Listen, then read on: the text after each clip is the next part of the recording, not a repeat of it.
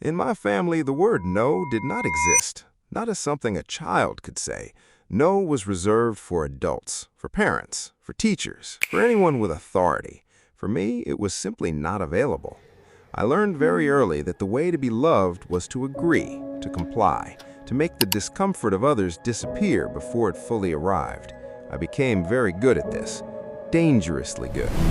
By the time I was a teenager, I could read a room in seconds. I could feel what someone needed me to be and become that thing before they even Yeah. asked. I thought this was a skill. It took me years to understand it was a survival mechanism wearing a skill's clothing. My mother called it being considerate. My father called it being mature. My teachers called it being well-behaved. Every adult in my life rewarded it, and every reward made the pattern go deeper. The first time I remember wanting to say no and not saying it, I was 9 years old. A relative asked me to do something I did not want to do. I felt the no rise up in my chest like a breath, and then I watched myself smile and say yes. And I remember thinking, why did I just do that? That question stayed with me for 20 years. Why did I just do that? I said yes to things I did not want. I agreed to things that cost me. I stayed in situations I should have left because leaving would have required a no, and my body had been trained to treat no like a danger. In my 20s, the pattern moved into every area of my life. I said yes to extra work I did not have time for. I said yes to social obligations that drained me.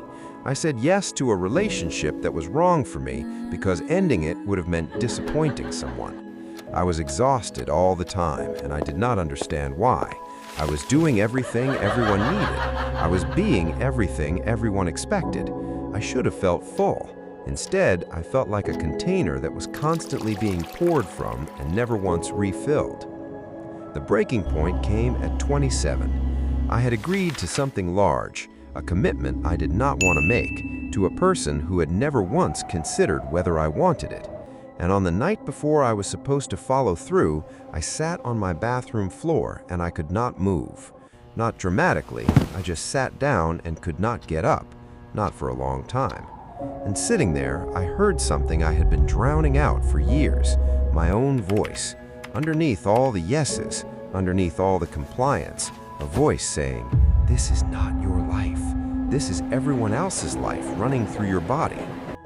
I did not say no the next morning. I want to be honest about the timeline. I followed through on the commitment, but something had cracked open. I could not unhear what I had heard on the bathroom floor. I started reading about it, about people-pleasing, about the psychology of compliance, about what happens to a child who learns that their value depends entirely on their usefulness to others. Every page felt like someone had been watching my life through a window. The first real no I said was small. A colleague asked me to cover their shift on a day I had already planned something for myself, something small and personal that mattered to me. I opened my mouth to say yes, and instead I said, "I'm sorry, I cannot do it that day." My hands were shaking when I said it, genuinely shaking. The fear response was physical, as if I had done something dangerous. The colleague said, "Okay," and walked away. No anger, no consequences, just okay. And I stood there trying to understand why my body had treated that as a survival threat. The second no was harder because it was to someone I loved, a family member who asked something of me that I genuinely did not have the capacity to give. I said, "I love you, and I cannot do this right now." The silence after was the longest silence of my life. They did not speak to me for 3 weeks, and those 3 weeks were the most clarifying 3 weeks I had ever experienced because I survived them. The relationship survived them, and I learned that the silence I had been so afraid of was survivable. I started saying no in small ways, consistently, not aggressively, not as a rebellion, quietly, carefully, just no, I cannot. No, that does not work for me. No, I need to sit this one out. Each time the fear was there.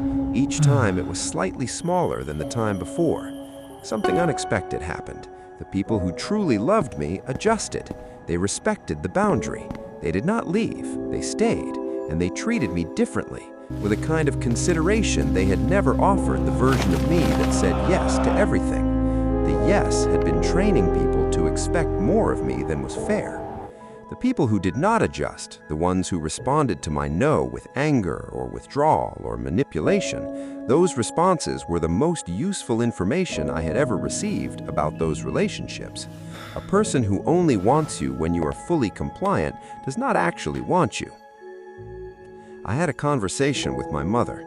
I told her what I had understood, that the obedience she had valued in me had come at a cost I was still paying. She was quiet for a long time. Then she said, "I thought I was teaching you to be kind. I did not know I was teaching you to disappear." That sentence broke something and built something at the same time. She was not a villain. She was a person who had been taught the same thing and had passed it on without examining it. The pattern was older than both of us. I was just the one who had decided to stop it here. Learning to say no did not make me selfish. I want to address that directly because it was the fear I carried for the longest time. What it did was make my yes mean something. When I say yes now, it's because I actually mean it, and people can feel the difference. My relationships changed. Not all of them survived. Some people who had relied on my compliance found that a version of me with limits was not the version they were interested in. Those losses hurt, but a relationship that requires your silence to function is not a relationship, it's a performance. Work changed. I stopped absorbing every extra task that floated my way. I started protecting my time and my energy with the same seriousness I had always applied to protecting everyone else's comfort. The quality of my work improved when I stopped spreading myself thin enough to see through. I discovered something I had never known about myself. I had opinions, strong ones, on things that mattered to me. I had been sitting on them for so long, they started to feel like they belonged to someone else, but they were mine. They had always been mine. I had just been trained to keep them very quiet.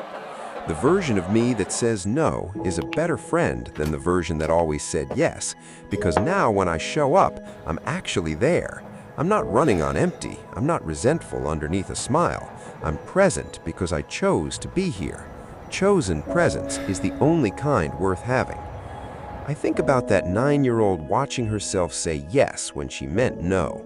I cannot go back and give her the word, but I can use it now.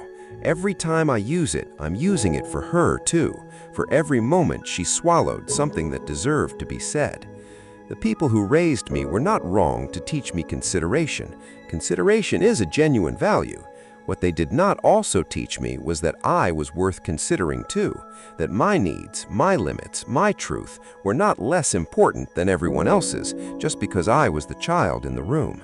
Saying no is not the end of caring about others. It is the beginning of caring about yourself at the same time. The two things can exist together. They must exist together. A person who cannot say no to others has also said no to themselves every day for years. I was raised to be obedient, and for a long time, obedience felt like love, and love felt like obedience, and I couldn't tell where one ended and the other began. Learning to say no taught me the difference. Love does not require your silence. Love does not shrink when you take up space. Anything that does was never love to begin with.